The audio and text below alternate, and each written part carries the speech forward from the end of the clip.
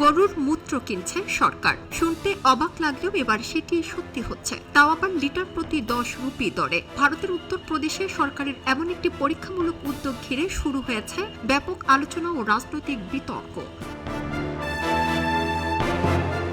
উত্তরপ্রদেশের বুলন্দশহর জেলার সায়ানা তহসিলের নার্সেরা এলাকায় এই প্রকল্পের পাইলট কার্যক্রম শুরু হয়েছে। প্রাথমিকভাবে 15টি গ্রামের কৃষক ও গবাদি পশুর মালিকদের কাছ থেকে গরুর মূত্র সংগ্রহ করা হচ্ছে। সরকারি উদ্যোগে বর্তমানে প্রতিদিন প্রায় 500 লিটার গরুর মূত্র সংগ্রহের কথা জানা গেছে। শুধু কৃষক নয়, সংগ্রহের কাজে যুক্ত করা হয়েছে স্থানীয় নারীদেরও। তারা প্রতি লিটার সংগ্রহে 2 রুপি করে কমিশন পাচ্ছেন। প্রাথমিক পর্যায়ে প্রায় 300 নারী এই কর্মসূচির সঙ্গে যুক্ত হয়েছেন।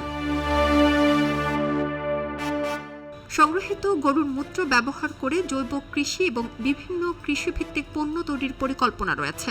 একই সঙ্গে দুধ না দেয়া গবাদি পশু থেকেও কৃষক ও পশুপালকদের অতিরিক্ত আয়ের সুযোগ তৈরি করাই এই প্রকল্পের অন্যতম উদ্দেশ্য। তবে প্রকল্পটি নিয়ে ইতিমধ্যে রাজনৈতিক বাকযুদ্ধ শুরু হয়েছে। সমাজবাদী পার্টি সরকারকে কটাক্ষ করে নানান প্রশ্ন তুলেছে। অন্যদিকে বিজেপির পক্ষ থেকে উদ্যোগটির গ্রামীণ অর্থনীতি ও কর্মসংস্থানের সম্ভাবনার কথা তুলে ধরা হয়েছে।